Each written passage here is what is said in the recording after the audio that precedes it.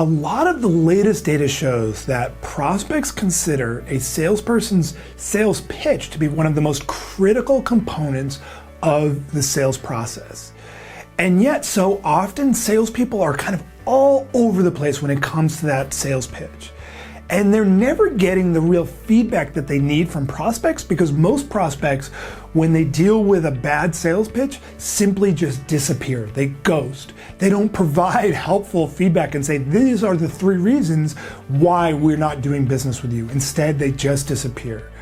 So there are a number of key, truly revealing characteristics that separate great sales pitches from everyone else. So in this video, I'm going to show you 5 revealing characteristics of a successful sales pitch.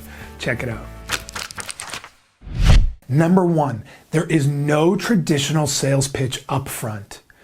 This is so key because I see it all the time. Salespeople are stuck in this old school traditional mindset that they need to have this amazing sales pitch up front. Now, of course, we want to be tight and concise in what we're saying to prospects, but we're not using the beginning of the conversation to pitch our product or service.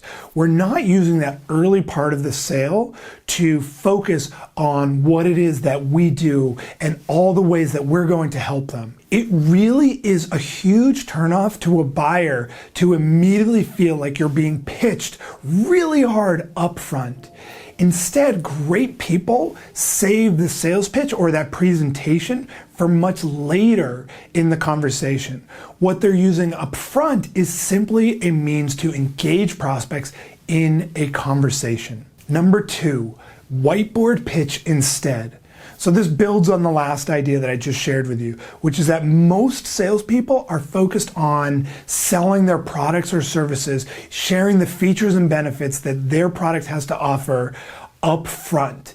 Instead, what we want to do is share insight up front, not about our product or service, but instead insight about the prospect's world. And that's where a whiteboard pitch comes in. We actually use whiteboard pitches, which literally means having something that you can draw on. It could be a whiteboard, it could be on a Zoom. You can literally write directly on the screen using some kind of a stylus or a pen or an iPad. But you want to have some kind of a tool where you can literally map out some of the key challenges that you see prospects facing in their particular world. And then we often are sharing little pieces of data that kind of support those challenges and why they're happening and what are the root causes. Having a tight whiteboard pitch is so key up front because what it's doing is it's establishing you as the expert early on. Think of it as the doctor who, let's say it's an orthopedic surgeon and they show a little sculpture of the human spine and they're saying, so this is where you've mentioned some pain and these are typically the reasons that are causing it. And suddenly you're like, oh, wow, that totally makes sense.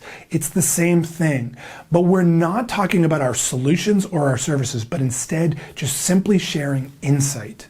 Number 3, disqualify before solve. This is a really important distinction, is that we are not actually presenting the solution early on in the conversation. Instead, we're ultimately going to be giving our whiteboard pitch, engaging them in that conversation, and then taking them through a disqualification conversation, where we're asking a series of systematic questions that are going to help us determine whether someone is truly a fit, whether they're really dealing with the types of challenges that we solve, and understanding how it's affecting their organization or their life. So by taking prospects through a disqualification process, we are really determining what's going on. And by the way, just by the name of it, you probably get the sense that if they're not a fit, we simply disqualify them and move on. This is so important in also establishing that authority, showing that we don't need the business. Prospects immediately feel it when you don't need the business. When they think you need it, suddenly they start beating you up on price and they get really turned off really quickly. Number 4, case study presentation. So this is the point at which we actually start to present about our solutions and our product or service. But what we want to do is present that through a case study presentation. We want to have a series of stories or examples that really demonstrate how our product or service helped other folks that are similar to them. And that's where we want to have an arsenal of case studies or just examples. They don't have to be fancy printed out PDF case studies, but instead just a series of examples that you can share at the beginning of a presentation that really help you transition into how it is that you're going to ultimately serve them, how you're going to help them accomplish whatever it is that they are looking to accomplish and solve the challenges that they have. That's where using case studies through the power of story is going to engage them over and over and over again. Number 5, let their questions drive the presentation. This is a huge change in the way most salespeople think. Most salespeople think, I want to avoid getting questions during the presentation. But actually, the latest data shows that salespeople that are most likely to close a sale are getting the most questions during the presentation. And think about it, it kind of makes sense, right? If a prospect is asking you a lot of questions during the presentation phase of a sale, it means they're engaged. It means that they're interested. They're not just looking down at their phone and thinking, geez, when am I going to get the hell out of here, right? They're engaged, they're asking questions.